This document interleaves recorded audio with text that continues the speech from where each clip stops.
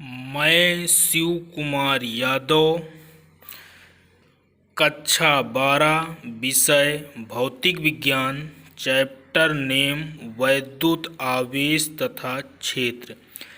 जैसा कि आज हम पढ़ेंगे फ्लक्स। एकांक समय में गुजरने वाले आयतन को तरल का फ्लक्स कहते हैं। इसे फाई से प्रदर्शित करते हैं। फिर इसके बाद पढ़ेंगे वैद्युत फ्लक्स। वैद्युत क्षेत्र में स्थित किसी पृष्ठ से संबद्ध वैद्युत फ्लक्स जो होता है उस पृष्ठ में होकर गुजरने वाली रेखाओं बल रेखाओं की माप है। इसे फाई ई से प्रदर्शित करते हैं। और जैसा कि फिगर दिया गया वैद्युत क्षेत्र है। वैद्युत क्षेत्र में कोई एरिया मान लिया गया है ए, और इसका जो वैद्युत क्षेत्र की तीव्रता है ई है, और दोनों थीटा कोण पर झुके हैं।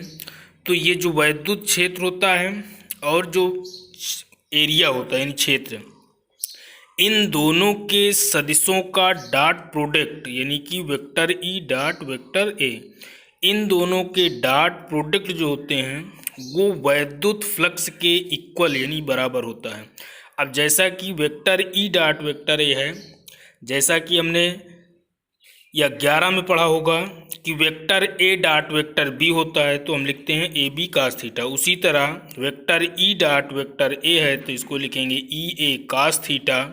और जो वैद्युत क्षेत्र ऐसे चलता है तो वैद्युत क्षेत्र यानी इनके मध्य जो कोण बनता है वो 0 डिग्री। तो थीटा की वैल्यू 0 डिग्री रखेंगे तो कास 0 की वैल्यू 1, तो फाई ई इक्वल टू ई ए।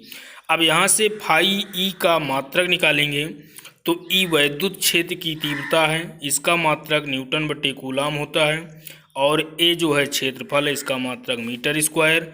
इसमें मल्टीप्लाई करेंगे तो न्यूटन मीटर स्क्वायर बटे कूलाम यानी न्यूटन मीटर स्क्वायर प्रति कूलाम।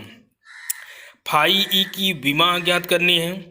तो जैसे वैद्युत क्षेत्र की विमा ये है ml t की पावर -3 a की पावर -1, और क्षेत्रफल का L स्क्वायर, इसमें मल्टीप्लाई करेंगे तो ml³ t की पावर -3 a की पावर -1। अब आंकिक प्रश्न है, जैसा कि पहला सवाल है, किसी स्थिर वैद्युत क्षेत्र vector E equal to 2i cap plus 3j cap minus 4k cap में रखे पृष्ठ यानी vector S equal to 8j cap से कितना वैद्युत फ्लक्स गुजरेगा।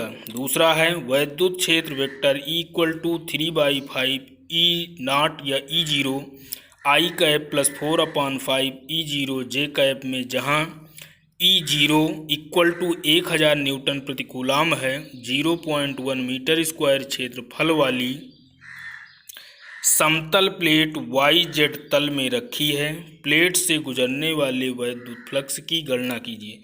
जैसा कि सल्यूशन पहला हमको निकालना था वैद्युत फ्लक्स इक्वल टू फार्मूला होता है vector E dot vector S. तो वेक्टर ई दिया गया था और वेक्टर एस दिया गया है, तो दोनों की वैल्यू रखेंगे। इसके बाद इसमें जे है तो डॉट प्रोडक्ट में सेम का सेम से गुणा 1 होता है, बाकी अदर का 0, तो इसका मतलब जे का जे में मल्टीप्लाई करेंगे तो 8×3 24 मात्रक।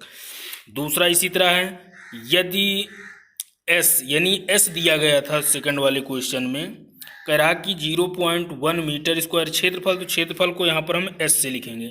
जैसा कि कह रहा कि YZ तल में है तो इसका मतलब YZ तल कह रहा तो एक्स तल नहीं है, तो इसका मतलब एक्स तल से आई कैप होता है, इसलिए ये हो जाएगा।